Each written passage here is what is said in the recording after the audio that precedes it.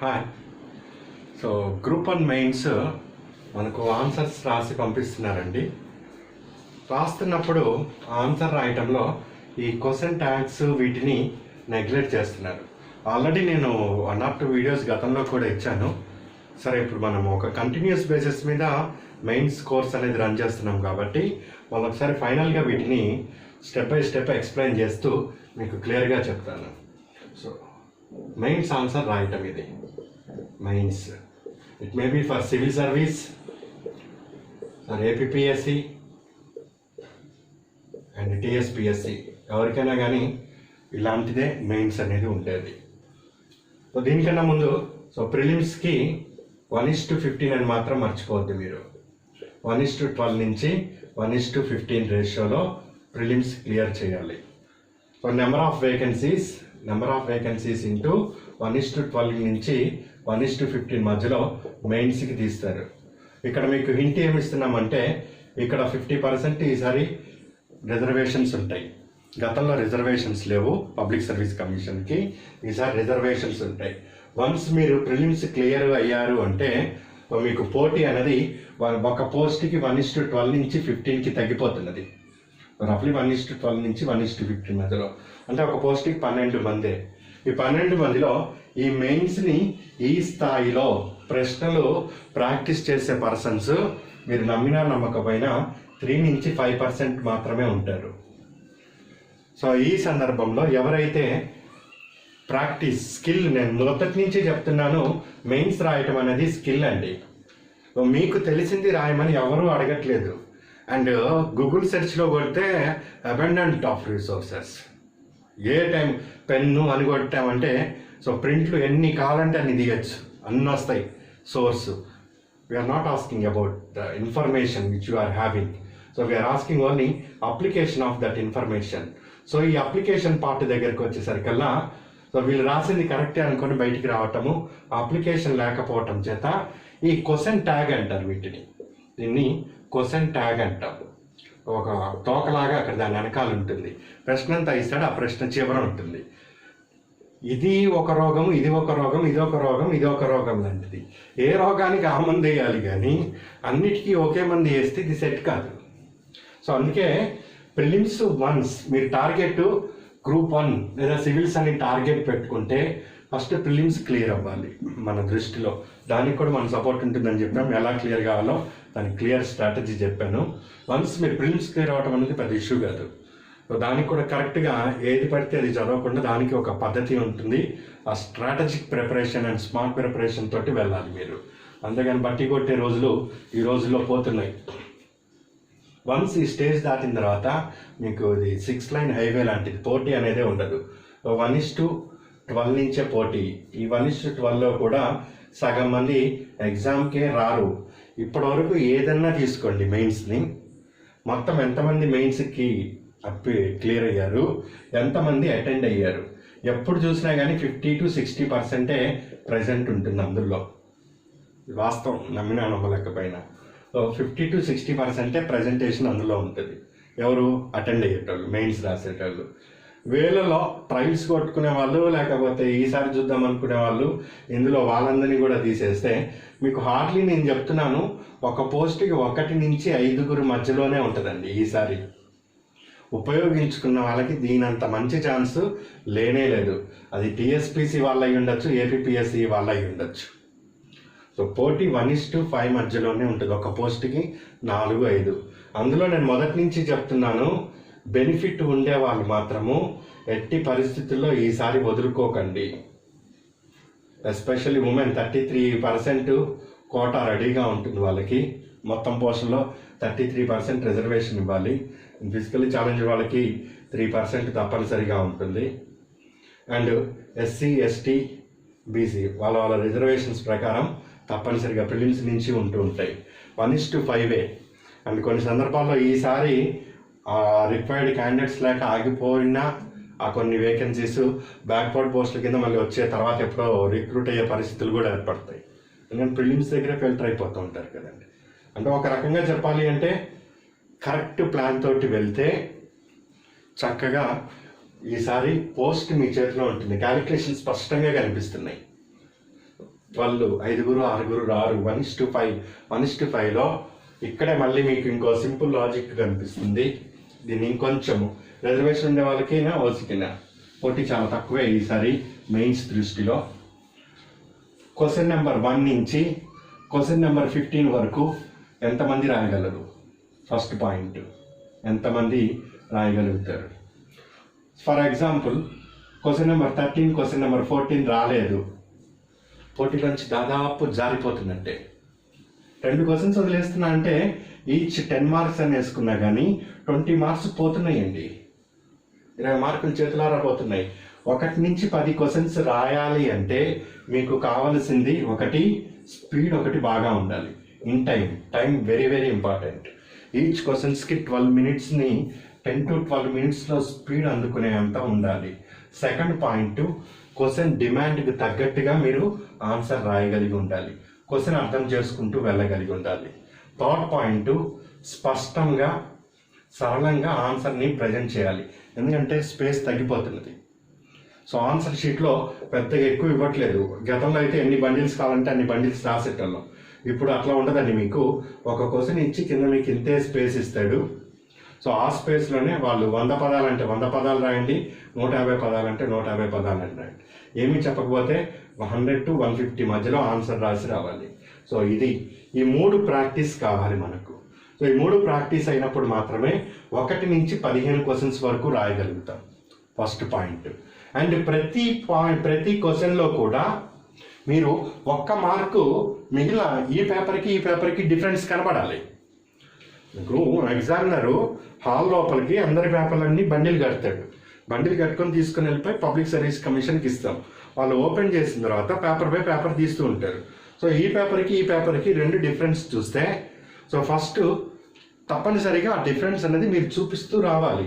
అలా చూపిస్తున్నప్పుడు 10కి 6 మార్కులు రావటం వేరు, 10కి 7 మార్కులు రావటం వేరు. మంచిగా రాశారు, ఇద్దరు బాగానే రాశారు. 10కి 6 తేవచ్చు, 10కి 7 తేవచ్చు. ఒకే ఒక్క పాయింట్ మార్చేస్తుంది ఆన్సర్ మొత్తాన్ని కూడా. సో ఒక్క పాయింట్ గురించి మనము దానికి ఎన్ని పుస్తకాలు చదవాలనేది కూడా మనం చెప్పలేమండి. సో ఆ ఒక్క పాయింట్ కోసం ఎంత తపన. ఇదేం పిచ్చితనంగా ఇవ్వట్లేదు అక్కడ క్వశ్చన్లో. సో ఇంత ఉన్నది దాని లోపల, ఒక క్వశ్చన్ లోపల. అప్పుడే ఆ పాయింట్ దీనికోసం అసలు ఇదా దానికి ఎన్ని పాయింట్లు ఎత్తుతారో మీకే తెలియదు. And there is no specialized books. దీనికి ఒక బుక్ అంటూ ఉండదు. మీరు అనవసరంగా నన్ను అడిగినా నేను చెప్పేది అంత ఏదో చెప్పగలుగుతాం, కానీ 1-2 పుస్తకాలు కంప్లీట్గా మెయిన్స్ని మొత్తం కూడా తీసుకొని వెళ్ళే బుక్ లేదు. మరి ఎట్లా అంటే దానికే మన క్లాస్ ఉంటుంది, మన మెటీరియల్ ఉంటుంది, మీ నుంచే రావాలి. అది మీ ఆన్సరే మీకు సోర్సు. అవన్నీ కూడా ప్రాక్టీస్లో మీకు అర్థమవుతాయి. చూడండి, ఒక్కొక్క క్వశ్చన్కి ఒక్క వేరియేషన్ని మీరు చూపించుకోగలిగిన, ఒక్కొక్క మార్కు మీకు ప్లస్ అవుతూ వచ్చిన అల్టిమేట్గా 15 మార్క్స్ ప్లస్ అవుతాయి ఒక క్వశ్చన్కి. అండ్ 5 పేపర్స్ని మీరు సరే అనుకున్నా కానీ రఫ్లీ 5 పేపర్స్ 6 పేపర్స్ ఎంత లేదన్నా కానీ 80 నుంచి 90 మార్కులు మీరు లీడింగ్ పెడతారు. చాలు పోస్ట్కి వెరీ నియరెస్ట్గా పోస్ట్ తప్పనిసరిగా వచ్చేస్తున్నట్టే అంటది మీకు. ఇది ఈ 1:5లోనే ఉంటుంది గేమ్ అంతా. ఇక్కడ గేమ్ ఉన్నప్పుడు ఇలా మీరు ప్లే చేసుకోగలిగితే మెయిన్స్ కళ్ళకద్దుకొని మీ దగ్గరికి వచ్చేస్తుంటుంది అది. సో మీలో స్టఫ్ ఉన్నది, నిజంగా రాయగలుగుతా, మేము అవకాశం ఉన్నదన్నప్పుడు మాత్రం దిగండి. అండ్ ముందే చెప్తున్నాము, మా కోర్సుని మేము ఇస్తున్నప్పుడు ఖచ్చితంగా మీరు ఆన్సర్ రాయడానికి సిద్ధపడితే మాత్రమే జాయిన్ కండి. ఆన్సర్ రాయడానికి సిద్ధపడకుండా మాత్రం జాయిన్ అవ్వకండి. డబ్బులు వృధా చేసుకుంటున్నట్టే. మీరు డబ్బులు వేస్ట్. అది మాకు అంతంత ఫీజులు కట్టుకొని ఏమి రాయను. ఖచ్చితంగా ఆ కసి కళలో కనబడాలి, ఆ రైటింగ్లో రావాలి మీకు. అండ్ సాధిస్తానన్న కసి లాస్ట్ వరకు సస్టైన్ చేయగలుగుతా అన్నప్పుడు రండి. మీకు ఎంత ఇన్పుట్స్ కావాలో ఇచ్చే టాలెంట్ మాలో ఉన్నది. సో నేను చేయగలిగే స్థాయి నాలో ఉన్నది. ఇప్పటికే మీకు అర్థమవుతూ ఉంటుంది మా క్లాస్లో ఎంత స్టఫ్ ఉంటున్నది అనేది. సో ఆ ప్రత్యేకతని నేను మీకు చూపించగలుగుతాను దాంట్లో నుంచి. అండ్ ఈ రోజుకి ఇప్పుడు కూడా నేను ఎప్పుడో క్లాసుల నుంచి ప్రతి క్లాస్లో చెప్తుంటే నేను ఇప్పుడు కూడా చెప్తాను, మీ క్వశ్చన్ పేపర్లో more than 80% నేను చెప్పిన కరెక్ట్గా అలా దిగుతాయి చూసుకోండి అని. అండ్ ఇది ఎట్లా అంటే కన్వెన్షనల్కి నేను ఫోకస్ ఇస్తాను, ప్లస్ కరెంటులోవి మనం తీసుకొని ఇస్తాను న్యూస్ పేపర్ల నుంచి.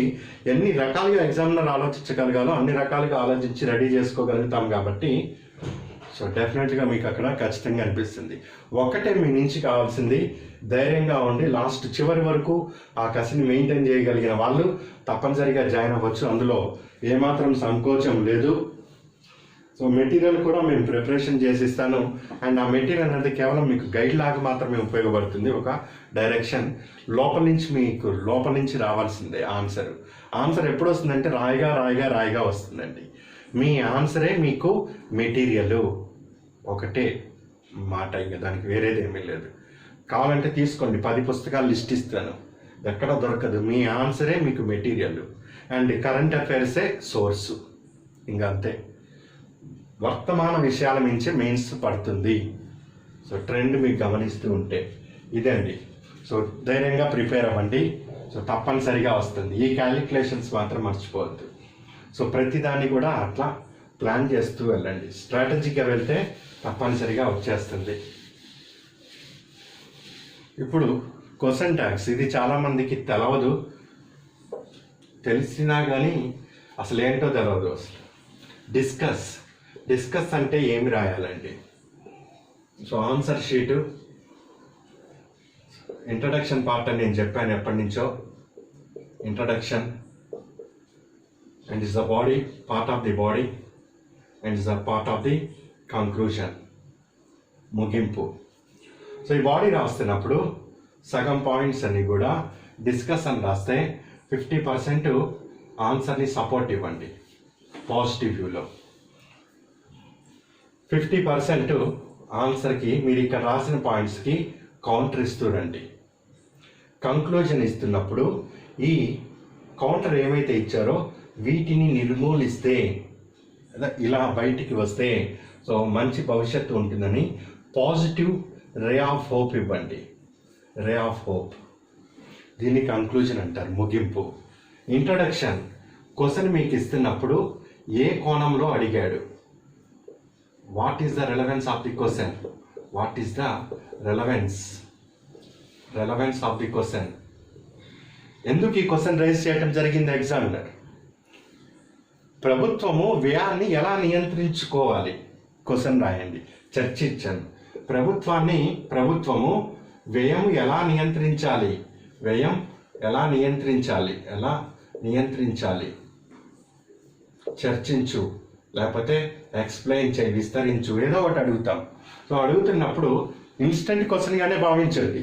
సో మీరు బయట ఎంత చదివినా కానీ క్వశ్చన్ పేపర్లో అక్కడ ఏమొచ్చినా కానీ మీరు రాసే స్థితిలోకి వెళ్తారు తప్పితే బయట ఇదే క్వశ్చన్ ఇదే ఆన్సర్ అని మాత్రం ఎక్కడా ఉండదు, అది ఏ ఎగ్జామ్ అయినా కానీ. సో ఇలా అడుగుతున్నప్పుడు ప్రభుత్వాన్ని మేము ఎందుకు నియంత్రణ చేసుకోవాలి ఆలోచిస్తున్న ప్రాక్టీస్ ఏ కోణంలో ఇచ్చాడు అంటే, day by day government expenditure బాగా పెరిగిపోతుంది. గవర్నమెంట్ ఎక్స్పెండిచర్ పెరుగుతుంది కానీ ఇన్కమ్ పెరగట్లే. మీకు ఆదాయం పెరగకుండా వ్యయం పెరిగితే ఏమవుతుంది, అప్పుల బారిన అవుతారు. అప్పుల బారిన పడిపోతున్నారంటే అర్థం ఏమిటి, వ్యవస్థ సరిగ్గా లేదు, ఏదో రోజు కుప్పకూలిపోవాల్సిందే యుఎస్ఎస్ఆర్ లాగా. సో రాజ్యాంగ లక్ష్యాన్ని చేరుకోవటానికి వ్యయ నియంత్రణ చేసే పద్ధతిలో ప్రభుత్వము తనంతటికి తానుగా కొన్ని పద్ధతుల్ని అవలంబించి, అది ఆర్టీజీలోనో ఎఫ్ఆర్ఎంబీనో ఇంకోటో ద్వారా నియంత్రించుకోవాలని చూసుకుంటుంది అన్న కోణంతో మీ ఆన్సర్ని ప్రారంభించుకుంటూ వెళ్తారు. సో ఈ సో ఇక్కడ ఏమేమి రాయబోతున్నారో ఒక లైట్గా టచ్ చేసి వదిలేసి ఇక్కడ దాన్ని చర్చ, అసలు వ్యయాన్ని నియంత్రించాలా. చర్చ అన్నప్పుడు నిజంగా ఎందుకు నియంత్రించాలి, నేను ప్రభుత్వ వ్యయాన్ని నియంత్రించకపోతే కాదా, నియంత్రించను. ఫస్ట్ 1 2 3 ఎందుకు నియంత్రించను, ఎందుకంటే భారతదేశం అన్నది అల్పాభివృద్ధి చెందిన దేశము. ఇక్కడ ప్రభుత్వం వ్యయం చేయకపోతే, ప్రభుత్వం నుంచే పెట్టుబడి రాకపోతే ప్రోత్సాహకం ఎలా అందుతుంది. మొన్న గవర్నమెంట్ 500 కోట్లు 1000 కోట్లు ఎన్ని లక్షల కోట్లు 5 లక్షల కోట్లు అనుకుంటా రోడ్లు వేసుకుంటానని చెప్పింది. ప్రభుత్వం అట్లా వ్యయం చేయాలి. వ్యయం చేయకపోతే ఇన్ఫ్రాస్ట్రక్చర్ ఎందుకు అట్లా పెరుగుతుంది. సో ప్రభుత్వం వ్యయం చేయాల్సిందే. ఈరోజు కూడా 40% మంది పేదవాళ్ళు ఉన్నారు. వాళ్ళకి తిండి, బట్ట, ఇంకా వాటర్, గీటరు అన్నీ ఇవ్వాలి. నియంత్రించే సమస్య లేదు. ఇట్లా పాజిటివ్గా నేను నియంత్రించకూడదని రాస్తాను. కౌంటరు, ఇలా నియంత్రించకపోతే అప్పుల భారం పెరిగిపోతూ ఉంటుంది. సో ప్రభుత్వం చేస్తున్న నియంత్రించుకో, రోడ్లే కానీ రోడ్డు వేస్తున్నా అని చెప్పేసి రోడ్డు సగంలో వేయటం చేత అది అనుత్పాదకమైన ఆస్తిగా మారటం చేత అది సరైన వ్యయం కాదు. వ్యయ సూత్రాన్ని అది పాటించడం లేదు కాబట్టి వ్యయాన్ని నియంత్రించాలి. సో అట్లా ఒక పాయింట్ పాజిటివ్ పెట్టుకొని ఒక పాయింట్ కౌంటర్ పెట్టుకొని అల్టిమేట్గా ఎక్కడ వ్యయం చేయాలో అక్కడ మాత్రం వ్యయం చేస్తూ పోతే సరైన వ్యయ సూత్రాన్ని పాటించి ప్రభుత్వము సరైన దిశగా వెళ్తూ ఉంటున్నది అన్నట్టు కంక్లూజన్ ఇస్తాం. అంటే కర్ర విరక్కూడదు, పాము జావాలి అన్నట్టు ఇక్కడ సూత్రము. ప్రభుత్వం వ్యయాన్ని తగ్గించమనద్దు, అదే విధంగా పెంచమని అనద్దు. ఎక్కడ కావాలో అక్కడ ఉంచుకుంటూ ఆన్సర్ని అలా ముగిస్తూ పోతే ఎస్. మీరే చెప్పండి, అవునా కాదా? ఇక మళ్ళీ వేరే వాళ్ళ జడ్జి ఎందుకు అక్కడ? మీకు మీ మనసాక్షికి కరెక్ట్ అనిపిస్తే చాలు. అంతేగాని వరుస పెట్టి వ్యయ సూత్రాలు అనుకుంటూ వెళ్ళిపోతే వ్యయ సూత్రం అడిగినప్పుడు వ్యయ సూత్రమే రాస్తాం, ఇంకా దాంట్లో ఏముండదు. డిస్కస్ అన్నప్పుడు అట్లా రాయండి. క్రిటిక్స్, విమర్శ. సో విమర్శలో ఆన్సర్లో మీకు 70% నెగిటివ్ పాయింట్స్ని పట్టుకురండి. నెగిటివ్ పాయింట్ అంటే ఇక్కడ 70% కౌంటర్స్ ఉండాలి. ప్రభుత్వం చేస్తున్న వ్యయాన్ని నిశితముగా విమర్శించండి. విమర్శిస్తాను. ఫస్ట్ పాయింట్, ప్రభుత్వం చేస్తున్న వ్యయము దేశ అభివృద్ధికి పాటుపడటం లేదు. ఏం పాటుపడ్డదండి? 2014లో అంతే వ్యయం చేసింది, 2016లో అంతే వ్యయం చేసింది. వృద్ధి ఏం జరిగింది అక్కడ? అభివృద్ధి ఏం సాధ్యపడింది? అదే స్థితిలో ఉందాం. ప్రభుత్వం చేస్తున్న వ్యయము వ్యవసాయ రంగాన్ని ఉత్పాదకతలోకి తీసుకెళ్ళట్లేదు. ఈ రోజుకి వ్యవసాయ రంగం ఎంత ఖర్చు పెట్టారు, ఎంత వచ్చింది? 2014లో ఎంత ఖర్చు పెట్టావు, ఇప్పుడు ఎంత ఖర్చు పెట్టావు, ఎక్కడ మారింది? సో ప్రభుత్వం ప్రతి ఒక్క వ్యయాన్ని విమర్శ చేసుకుంటూ పోతాం. క్లియరా? సో విమర్శ చేసుకుంటూ పోయి 70% అయిపోయిన తర్వాత ఇక్కడ మళ్ళీ మనం టర్న్ చేస్తాం. సో 2004కి 2019కి మధ్య దాదాపు 15 సంవత్సరాలు అన్నది. ఈ 15 సంవత్సరాల్లో అప్పుడు ఆ స్థితిలో ఉంటే ఇప్పుడు ఈ స్థితిలో ఉంది. ఇదంతా కూడా వ్యయం చేయటం వల్లనే వచ్చింది. అవునా కాదా? అసలు వ్యయం చేయకుండా ఉంటే ప్రభుత్వము ఆ రోజు ఎన్ని టన్నులు వచ్చింది, ఈ రోజు ఎన్ని టన్నులు వచ్చింది? మరి ఇదంతా ఖర్చు పెట్టబట్టే కదా.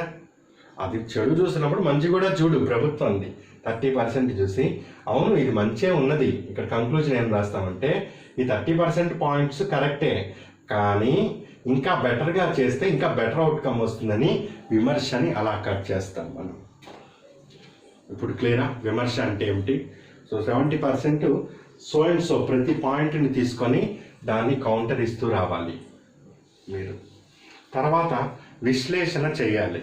సో ఏదో ఒక అంశాన్ని అంటే ప్రభుత్వ వ్యయాన్ని ఎందుకు నియంత్రణ చేయాలి, విశ్లేషించండి. ఇప్పుడు దాన్ని విశ్లేషణ చేస్తాం. విశ్లేషణ చేస్తే ఇట్లా ఇందులో సాల్ట్ వేసాను, ఇట్లా ఊపుతాము, ఏదో యాసిడ్ బేసు ఏదో కలిపా చేస్తే అవును కరెక్టే, బ్లూ కలర్ వచ్చింది కాబట్టి సోడియం క్లోరైడ్ అని చెప్పాను నేను దీన్ని. ఇన్ని టెస్టులు చేశాను. టెస్టులు చేసిన తర్వాత నాకు ప్రోడక్ట్ వచ్చింది. అదే కదా కెమిస్ట్రీలో చేసేది. ఇక్కడ కూడా అనాలిసిస్ చేస్తున్నా. నా ల్యాబ్ ఏమిటి అంటే ఇది నా ల్యాబ్. నా ల్యాబ్లో ఏం ఇన్స్ట్రుమెంట్స్, సాల్ట్ ఏంటి అంటే ఇది సాల్ట్. ప్రభుత్వ వ్యయాన్ని నియంత్రించాలి. మరి దానికి నేను ఏమేమి యాసిడ్ బేస్ కలపాలి, ఎందుకు కలపాలి అంటే ట్యాక్స్ బై జీడిపి భారత్లో 16.6 ఉంది. ఎక్స్పెండిచర్ బై జీడిపి ఏమో భారతదేశంలో 28% ఉన్నది. ఎవడన్నా బుద్ధి నోటిని అడగండి. ఆదాయం చూస్తేనేమో 16 అన్నది, వ్యయం చూస్తేనేమో 28. ఎంత గ్యాప్? 12 ఉంది. అవునా కదా? మీకే కళ్ళ ముందే అనిపిస్తుంది. మనమేమి దాచి దొంగలెక్కలు ఏం చెప్పట్లేదు కదా. ఎగ్జామ్లో అడుగుతున్న బిట్లే అవన్నీ కూడా. ఎక్స్పెండిచర్ బై జీడిపి మొన్న ఈ మధ్య అక్కడ ఎగ్జామ్లో చూసాం మనము, గ్రూప్ 1లోనో 2లోనో. ట్యాక్స్ బై జీడిపి మన క్లాస్ కూడా అయిపోయింది. స్టాటిస్టిక్స్ మీకు తెలిస్తే ఒక పాయింట్ అటో ఇటోగో. సో ఇప్పుడు ఇది ల్యాబ్, ఇది సాల్ట్. ఇప్పుడు దాని మీద ఈ యాసిడ్ అది పోసాను. అవుట్కమ్ ఏమొచ్చింది? విశ్లేషణ. నిజమే, ఆదాయం తక్కువ వ్యయం ఎక్కువైతే ఏ మూర్ఖుని ఎవరిని అడిగినా కానీ వ్యయం తగ్గించుకోరా బాబు అని చెప్తాడు.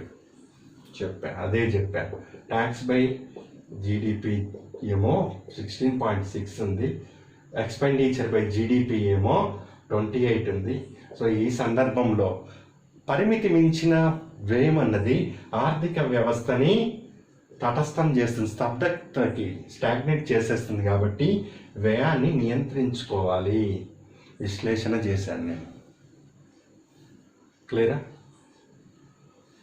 ఎగ్జామిన్, పరీక్షించాలి. నేను ఇప్పుడు పరీక్షించాలి, ప్రభుత్వ వ్యయాన్ని నియంత్రణ చేసుకోవాలి. పరీక్షకి ఏం పెట్టాను నేను? నిజంగా పెరిగిందా? డౌట్ వచ్చింది నాకు. అవును, ట్యాక్స్ ఎక్స్పెండిచర్ బై జీడిపి 1950లో 9,000 కోట్లు ఉంటే ఎక్స్పెండిచర్ బై జీడిపి ఈరోజు 44 లక్షల కోట్లు ఉంది. అవునండి, నిజంగానే పెరిగింది పరీక్ష. సో పరీక్ష ఫలితం ఏమిచ్చాను? సో ఎక్స్పెండిచర్ అన్నది భారత్లో విపరీతంగా పెరుగుతూ ఉంటుంది సంవత్సరం నుంచి సంవత్సరము. రెవెన్యూ ఎక్స్పెండిచర్ బై జీడిపి ఆ రోజు 3.2% ఉంది. క్యాపిటల్ ఎక్స్పెండిచర్ బై జీడిపి ఆ రోజు సమ్ X% ఉంది. ఈరోజు revenue expenditure by GDP so 3.1 ఉంది. ఈరోజు capital expenditure by GDP so Y%కి వచ్చింది, అంటే X నుంచి తగ్గింది, ఇది X-1%కి వచ్చింది. సో ఇలా రెవెన్యూ ఎక్స్పెండిచర్ అనేది అనుత్పాదక వ్యయాన్ని క్రియేట్ చేస్తుంది, అనుత్పాదక ఆస్తుల్ని. క్యాపిటల్ ఎక్స్పెండిచర్ అనేది ఉత్పాదకమైన ఆస్తుల్ని క్రియేట్ చేస్తుంది. కాబట్టి నువ్వు సరైన దారిలో వెళ్ళట్లేదని ఈ స్టాటిస్టిక్స్ నాకు తెలియజేస్తున్నాయి. ఈ కారణం చేత ఎక్స్పెండిచర్ని పరీక్ష చేశాను నేను. పరీక్షిస్తాం, అగ్నిఫై వెళ్ళిందా వెళ్ళలేదు? వెళ్ళింది అంటే బాగా పనిచేస్తుంది. నీ ఎక్స్పెండిచర్ కరెక్ట్గా వెళ్ళిందా లేదా? వెళ్ళలేదండి. క్లియర్గా నీకు కలమని చూపిస్తున్నాను స్టాటిస్టిక్స్ తోటి. అందుకని పరీక్ష చేస్తే ఏం తేలింది? ఇది ఫెయిల్యూర్, అగ్నిఫై ఫెయిల్యూర్. మళ్ళీ ఒకసారి లాంచ్ చేయి, సరి చేసుకొని. ఇది పరీక్ష చేయటం అంటారు. క్లియరా? ఎగ్జామిన్. కామెంట్, ప్రభుత్వ వ్యయాన్ని నియంత్రించు, కామెంట్ చేయి. సో కామెంట్ అనేది ఇంచుమించు డిస్కస్ లాంటిదే. ప్రభుత్వ వ్యయాన్ని నియంత్రించాలి. ఎందుకు నియంత్రించాలి? 1, 2, 3 పాయింట్స్. అప్పులు పెరిగిపోతున్నాయి బాబోయ్, వడ్డీలు పెరిగిపోతున్నాయి బాబోయ్, అసలు ప్రజలకి విద్యకేమో తక్కువ పెడుతున్నావు, దీనికి ఎక్కువ పెడుతున్నావు, కామెంట్ అన్నీ. సో గతంలో ప్రభుత్వం నియంత్రణ చేసింది కానీ ఫలితాలు రాకుండా పోయినాయి. సో ఇప్పుడు నియంత్రణ చేయాలంటే ఏం చేసుకోవాలి? 1, 2, 3, 4. సో కామెంట్ చేస్తున్నాం మనం. పాజిటివ్ అయితే పాజిటివ్, నెగిటివ్ అయితే నెగిటివ్. ఏ కోణంలో అయితే దాన్ని కామెంట్ అనేది సందర్భాన్ని బట్టి చేస్తూ ఉండాలి. సో ఆ ప్రశ్నకి అనుగుణంగా కామెంట్ అనేది చేయాలి. ఇల్లుస్ట్రేట్ అంటే ఒక కాంతి కిరణంలో దానిని పరీక్ష చేయాలి అని అర్థం. సాధారణంగా అభ్యర్థులకి తెలవకపోయి ఉండొచ్చు, ఈ మొత్తం నేను ఇచ్చిన లిస్టులో అతి కష్టమైన క్వశ్చన్ ఏదంటే ఇల్లుస్ట్రేట్ అనేదే. తొందరపడి దీన్ని అప్లై చేయకండి. ఆప్షన్ ఉంటే వెతుక్కోండి. ఈసారి ఆప్షన్స్ కూడా ఇవ్వట్లేదు. ఫస్ట్ పాయింట్ మళ్ళీ ఒకసారి గుర్తు చేస్తున్నా, స్పష్టంగా చెప్పారు 1 నుంచి 15 క్వశ్చన్స్ ఇస్తే సైలెంట్గా 1 నుంచి 15 వస్తే రా, లేకపోతే వదిలేసుకొని రా. అంతేగాని 1 ఇచ్చి 1A ఆర్ 1B లేవు. ఈసారి ఏపీఎస్సికి లేవు, టీఎస్పీసీకి లేవు. బుల్లెట్ షాట్ అంతే, దిగిందా పోయిందా వచ్చిందా. క్లియరా? అట్లాగే ఉంటుంది. So straight forward, straight answer, సోది పెట్టద్దు, స్పేస్ లిమిట్ కూడా అందుకే ఇచ్చాం. సో ఇల్లుస్ట్రేట్ అన్నది ఇక తప్పని పరిస్థితుల్లో రాయాల్సి వస్తే పర్టికులర్ కాంతిలో మీరు దానిని చూస్తున్నారు. ఒక టార్చ్ చేస్తాడు క్యాంగ్. ఇప్పుడు టార్చ్ చేసి ఇప్పుడు ఇది చీకట్లో ఉంది, కళ్ళు మూసుకొని ఉన్నాను, చీకట్లో ఉంది, ఈ వస్తువు కనబడట్లేదు. ఈ వస్తువు యొక్క లక్షణాన్ని తెలుపు అంటాం. దీని మీద కాంతి పడాలి. సో కాంతి అనే దాన్ని దీని మీద వేసి ఈ వస్తువు అక్కడ ఉన్నదో లేదో తెలియజేయాలి. సో ఇది సాధారణంగా ఇల్లుస్ట్రేట్ అనేది మీకు ఆర్ట్ అండ్ ఆర్కిటెక్చర్లో బయటకు వస్తూ ఉంటుంది. ఆర్ట్ అండ్ ఆర్కిటెక్చర్లో ఎక్కువగా ఇల్లుస్ట్రేట్ అంటారు. బుద్ధుని యొక్క శిల్పకళలు అన్నది లౌకిక తత్వాన్ని ప్రదర్శిస్తున్నాయి, దానిని ఇల్లుస్ట్రేట్ చేయండి అంటారు. బుద్ధుని యొక్క శిల్పకళలు లౌకిక తత్వం. బుద్ధుడు బోధిసత్వాల కూర్చుంటే అదేమి లౌకిక తత్వం? నువ్వు బుద్ధుని దేవుడు అంటున్నావు, అక్కడ లౌకిక తత్వం అంటున్నావు. ఇటు వైపున యక్షులు, నాగులు ఇంతమంది ఉన్నారు, అది లౌకిక తత్వమా? లౌకిక తత్వం అని ఎందుకన్నాం? Constitutional objective is the secularism. Secularism అనే పదం మనం రాజ్యాంగంలో ఉంది కాబట్టి నువ్వు ఏ కోణం చూసినా కానీ అక్కడ నీకు లౌకిక తత్వం కనబడాలి. సో ఇక్కడ బుద్ధ స్టాట్యూలో అభయహస్తంతో ఉండి దేవుడిగా ఉంటే అక్కడ లౌకిక తత్వం ఉండకూడదా? మన భారతదేశం యొక్క లౌకిక తత్వం వేరు. సో ఆ కోణంలో మీరు దాన్ని విశ్లేషి కాంతి దానితో పరీక్ష చేయాలి. వస్తాయి మీకు నేను చెప్పినంత మాత్రాన ఏమీ కాదు, దీన్ని మీరు ఆన్సర్లో బయటికి తీసుకొస్తుంటేనే వస్తాయి అవి. పాలలో నుంచి వెన్న తీయాలి అంటే చిలకాల్సిందే, దానికి చాలా కథ ఉంటుంది. ఎక్స్ప్లెయిన్, వివరించేందుకు గల దాన్ని వెతకాలి, వివరించేందుకు. Explain the reasons behind the increase of public expenditure in India. ప్రభుత్వ వ్యయము పెరగటానికి గల కారణాలు ఏమి, ఎక్స్ప్లెయిన్ చేయండి. ఈ కారణాలు జనాభా పెరిగిందనో ద్రవ్యోల్బణం పెరిగిందనో ఏదో చెప్తాము. ఎక్స్ప్లెయిన్ అంటే డైరెక్ట్గా మీరు ఎక్స్ప్లెయిన్ చేసేసుకోవచ్చు దాన్ని. క్రిటికల్లీ అనలైజ్, ఇందాక విమర్శ 70% రాశాను, ఈ పాయింట్ 70 ఇది ఇట్లా రాశాను, దీనిని అనాలిసిస్ చేయాలి. ఎక్స్పెండిచర్ నిజంగా పెరిగిందా?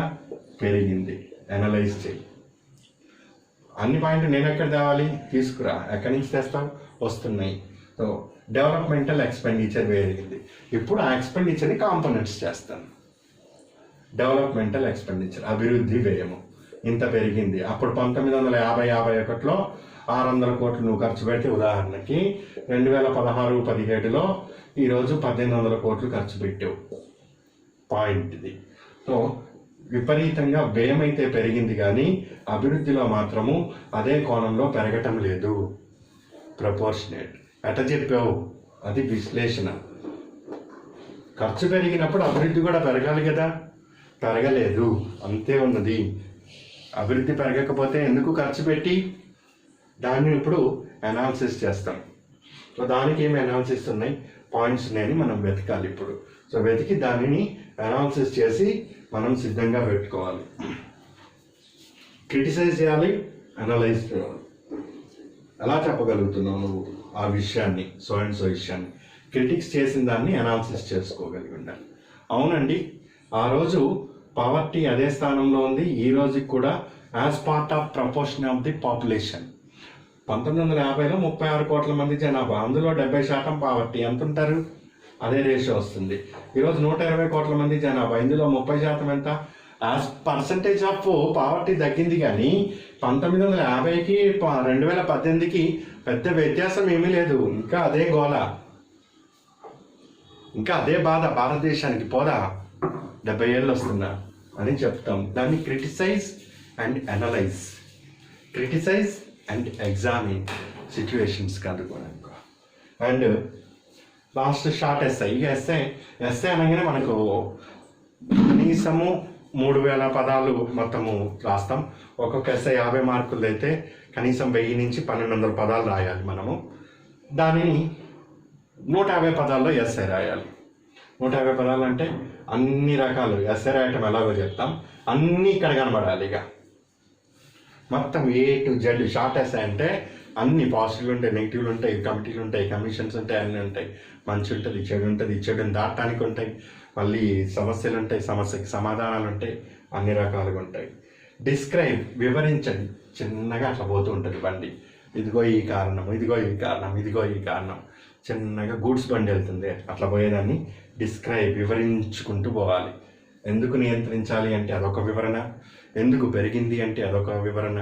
ఇట్లా రాయటాన్ని ఆన్సర్ అంటాం మనం. ఇది స్కిల్. అంతేగాని తోచిందల్లా రాసేదానిని ఆన్సర్ అని మాత్రము అనము. అందుకే చెప్పాను, కరెక్ట్ పోటీ 1 నుంచి 5 మధ్యనే ఉంటుంది, 5 మంది మధ్యలోనే ఉంటుంది. సో నోటిఫికేషన్ వచ్చేటప్పుడు మేజర్ ఏరియాస్ అన్నీ కూడా మీరు ఈ స్థాయిలో ప్రిపేర్ అయి ఉంటే ఒక 300 క్వశ్చన్స్ మీ చేతుల్లో నుంచి బయటికి పోనీయండి. ధన్ ధన్ ధన్ మని ఆటోమేటిక్ అందుకుంటాం. ఒక 300 క్వశ్చన్స్ రాసే శక్తి తీసుకురండి. రాయలేమా? ఈజీగా రాయగలుగుతాం. ఫస్ట్ ఒక 20 క్వశ్చన్లు మాత్రమే అందుకోవటం టైం టేకింగ్. ఆ తర్వాత వన్స్ మీరు కూర్చున్నాక అందుకుంటాం. నేను ఈ సాటర్డే నుంచి కాదు, నెక్స్ట్ సాటర్డే నుంచి ఖచ్చితంగా టెస్టులు పెడతానని చెప్తున్నాను. సో టెస్ట్ రాయడానికే సిద్ధపడండి.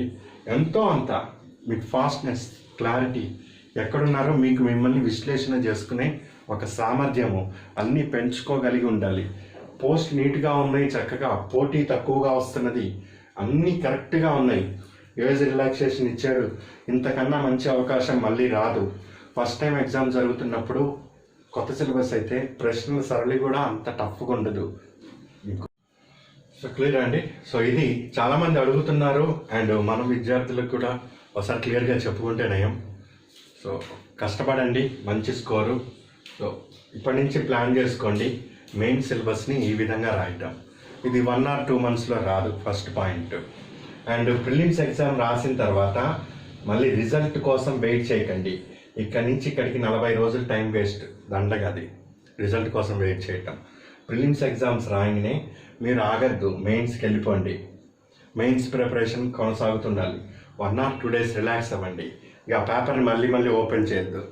ఒకడు ఏ అంటాడు ఆన్సర్, ఒకడు బి అంటాడు, ఒకడు కట్ ఆఫ్లు బయటకు వస్తాయి. ఈ గోలలో మెయిన్స్ అసలు ప్రిపేర్ కాలేరు మీరు. మొత్తం చేతులారా నాశనం చేసుకోవటం అంటే ఏంటంటే ప్రిలిమ్స్ అయిపోయిన తర్వాత ఈ పనికి మాలిన మీటింగ్లు పెట్టుకోవటం. ఈ కట్ ఆఫ్ ఎంత, ఆ కట్ ఆఫ్ ఎంత, అసలు కట్ ఆఫ్లో నాది అవుతా కాదా, కొన్ని క్వశ్చన్లు తీసేస్తారంట, కొన్ని క్వశ్చన్లు ఉండిస్తారంట, మళ్ళీ దీనికి ట్రిబ్యునల్, దాని కోర్టు, వీటితోటి అసలు మెయిన్స్ కాదు. వాళ్ళు ఏదో ఒకటి ఫైనల్ డెసిషన్ తీసుకొని మెయిన్స్ డేట్స్ అనౌన్స్ చేస్తారు, పికప్ ఉండదు బండి. ఒకసారి ప్రిలిమ్స్ దాటి మళ్ళీ మెయిన్స్ కావాలంటే 10 రోజుల పైన పడుతుంది. ఆ స్పీడ్లో కంటిన్యూ అయితేనే. మీరు మధ్యలో ఇంత గ్యాప్ మళ్ళీ ఇచ్చి మళ్ళీ వెళ్ళాలంటే మళ్ళీ 30 రోజుల పైన టైం పడుతుంది మీకు. సో అంత తేలిగ్గా అంచనా వేసుకోకండి. సో పోటీ లేదు, చక్కగా ప్రిపేర్ అయిపోవచ్చు.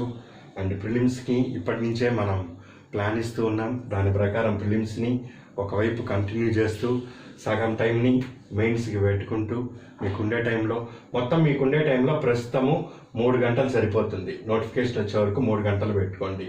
1 గంట ఈ మెయిన్స్ వీటికి సంబంధించిన అనాలిసిస్ పెట్టుకోండి. 1 గంట ప్రిలిమ్స్కి సంబంధించి కొన్ని అంశాలు పెట్టుకోండి. 1 గంట న్యూస్ పేపర్ పెట్టుకోండి. చాలు. ఒక నెల రోజులు ఇదే విధంగా కొనసాగించండి. ఇక్కడ 10 నిమిషాలు, ఇక్కడో 10 నిమిషాలు, ఇక్కడో 10 నిమిషాలు, అయితే 3 గంటలు 4 గంటలు చేసి ఆన్సర్స్కి పెట్టుకోండి. చాలు, చక్కగా అయిపోతుంది. సో ఈ స్ట్రాటజీలో ఉండండి. సో ఇంకేమైనా డౌట్లు ఉన్నా కానీ మీరు వాట్సాప్లో పెట్టండి. ఇక డౌట్స్ ఏముండవండి. ఇక మెయిన్స్లో ఎవ్రీథింగ్ కరెక్ట్, ఎవ్రీథింగ్ రాంగ్, అంతే. It's the principal.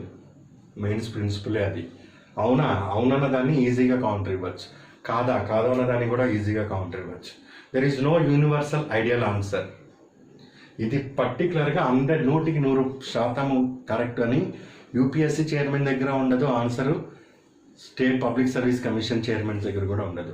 అందుకే 50 to 60% స్కోర్ వస్తే పోస్ట్ గ్యారంటీ అవుతుంది సివిల్ సర్వీస్లో.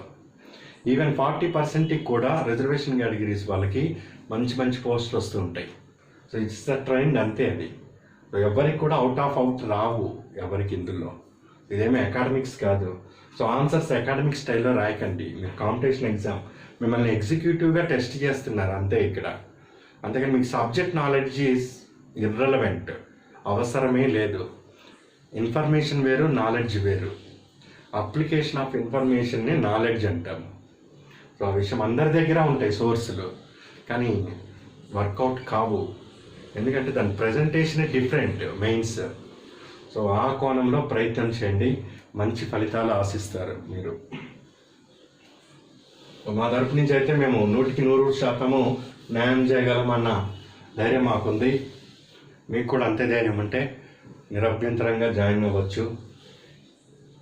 ఇంకా ఏమన్నా కానీ డిస్కస్ చేయండి. అండ్ మేము దీనికి రిజిస్ట్రేషన్ తప్పనిసరిగా చేసుకుంటున్నాము. రిజిస్టర్ అయిన వాళ్ళకి ఈ సాటర్డే వరకు అంటే ఇక రేపు ఒక్కరోజే ఉంది. సో అందరి పేపర్లు చెక్ చేయడం అంటే ఇక మన వల్ల కాదది.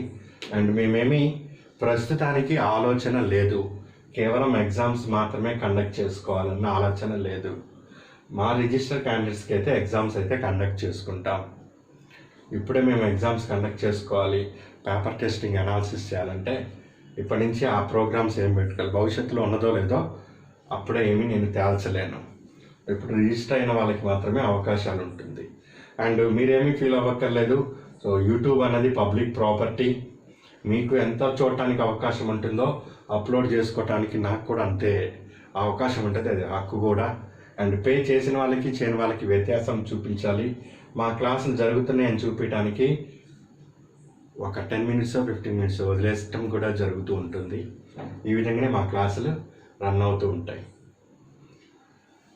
అండ్ ఇంకేమైనా ఉన్నాయండి? సో ఎవరో ఒకరిద్దరు అడిగినట్టున్నారు, ఆన్లైన్కి కూడా అంతంత ఫీజులు ఉంటాయా ఏదని. అది ఒక గ్రూప్ 1 స్థాయికి వెళ్తున్న వాళ్ళు అడగాల్సిన క్వశ్చన్లు కావు అవి, first point. And fees things అన్నది డిపెండ్ అపాన్ ఇన్స్టిట్యూషన్. మా ఇష్టం, ఇస్తే ఉచితంగా ఇస్తా, లేకపోతే ₹1,00,000 ₹1,00,000 పెట్టుకుంటా. జాయిన్ అయ్యేటోడు అవుతాడు, కానోడు కాడు. మేమేమి ఇదేమి నాట్ ఎట్ ఆల్ ఫోర్స్ఫుల్. ఎవరు మీరు ఎక్కడి నుంచి ఉంటారో, మేము ఎక్కడి నుంచి క్లాసులు ఇస్తామో అది ఇర్రెలవెంట్. మీకు టైం క్లాస్ వచ్చిందా, మీరు రాశారా లేదా, ఫీజు అంత ఉందా ఎంత ఉంటుందా, ఈ అవ్వారాలన్నీ కూడా మనకు నచ్చవు. అండ్ అట్లాంటి వాళ్ళు కాల్ చేయక్కర్లే. సో జాయిన్ అవుతారు అవదా, అది it's depend upon your will. ఎవరు నువ్వు బలవంతంగా తెచ్చుకొని జాయిన్ చేయాల్సిన అవసరం కూడా ఈ ఇన్స్టిట్యూషన్స్కి ఉండదు. మా ఇన్స్టిట్యూషన్కి సంబంధించి మాలో స్టాఫ్ ఉంది, మేము ఇవ్వగల కెపాసిటీ మాకుంది, మేము వెళ్ళే రూట్లోనే మేము వెళ్తాం. అండ్ ఆన్లైన్లో ఇంత అంత అంటే ఎవరు చెప్తాడండి? ఇంతకన్నా తక్కువకి వస్తే, ఇంతకన్నా బెటర్గా వస్తే వెళ్ళమనే చెప్తున్నాను నేను. మా దగ్గర రమ్మని అయితే నేనేమి ఎవరిని బతిమలాడము. వచ్చిన వాళ్ళకైతే 1% కూడా అన్యాయం చేసి పంపను, 100% న్యాయం చేసి పంపుతాము. అంతవరకు అలాంటి నమ్మకం ఉంది కాబట్టి ఇంత ధైర్యంగా మాట్లాడగలుగుతున్నాం మేము. సో నేను ఒక స్థాయిలో ఉన్నాము అనుభవంతో, మీరు ఒక స్థాయిలోకి రేపు కలెక్టర్గా అండ్ ఎస్పీలుగా ఇంత పెద్ద పెద్ద పోస్టులోకి వెళ్తున్నారు. And you have to maintain that dignity. ఆ డిగ్నిటీ అన్నది మీలో కనబడాలండి. సో నన్ను ఈ స్థాయిలో దిగి మాట్లాడేటట్టు మీ మాటలు కూడా ఉండకూడదు, నేను కూడా ఒక మెయింటైన్ చేసుకోవాలి. ఎందుకంటే ఫ్రీక్వెంట్గా ఇలా అడుగుతూ ఉంటే అది ఇరిటేషన్ అవుతూ ఉంటుంది. అందుకే కామెంట్ డిసేబుల్ చేసింది వాళ్ళు ఏదో కామెంట్ ఇస్తారు, దానికి ఏదో రియాక్ట్ అవుతామని కాదు, ఇక్కడ దాన్ని కూడా ఇక్కడే ఆన్సర్ చేస్తున్నాము. దీనివల్ల ఏంటంటే సీరియస్గా ప్రిపేర్ అవుతున్న మన విద్యార్థుల్లో సార్ ఇట్లా చేస్తున్నారు, వాళ్ళు సిల్లీ ఫెలోస్ అని తెలుసు చేస్తున్న వాళ్ళు కామెంట్స్, యూజ్లెస్ కామెంట్స్కి అదిరేది బెదిరేది ఎక్కడ ఉండదు, చదవడం కూడా చదరదు. కాకపోతే కాస్త సిన్సియర్గా వర్క్ చేసుకున్న వాళ్ళ మైండ్ సెట్ పాపం వాళ్ళు సార్ని ఇలా అంటున్నారన్న ఫీలింగ్ వాళ్ళలో కూడా కలుగుతుంది. కాబట్టి అలా డిసేబుల్ చేసాం. వాళ్ళు తొందరపడద్దు, కూల్గా వాళ్ళు చదివేదో వాళ్ళు చదువుకొని అయిపోయి పోస్ట్ కొట్టుకొని వెళ్ళేదానికి చిల్లర వ్యవహారాలు చేసుకోవటం ఎందుకండి మనం. సో అదే చెప్తున్నాను, సిన్సియర్గా వర్క్ చేసుకునే వాళ్ళే మా దగ్గర జాయిన్ అవ్వండి. ఇక్కడేమి మేమేమి ఫోర్స్ చేయము, అది అద్భుతాలు చూపిస్తానని కూడా నేనేం చెప్పను. నేను చెప్పేదల్లా ఒకటే, నాకు శాతనైనంత వరకు నేను 100% న్యాయం చేసి పంపగలుగుతాం. ఇట్లా ఉంటుందని మాత్రం చెప్పుకుంటున్నాం. ఇందులో ఇలా చదవాలని కూడా చెప్తున్నాం. ఇంతవరకు మేము చేయగలుగుతాం. సో ప్రయత్నం చేస్తే మంచి ఫలితాలు అనేది మేము చూపించగలుగుతాం. సో అది ఇక్కడ నేను మీకు ఇచ్చే మెసేజ్. సో నిజంగా హార్డ్ వర్కర్స్ ఎవరు అంటే వాళ్ళందరికీ నేను గుడ్ లక్ చెప్తున్నాను. God bless you people. మంచి ర్యాంక్తో బయటికి వెళ్ళిపోండి ఈ పోస్ట్ తోటి. Good luck.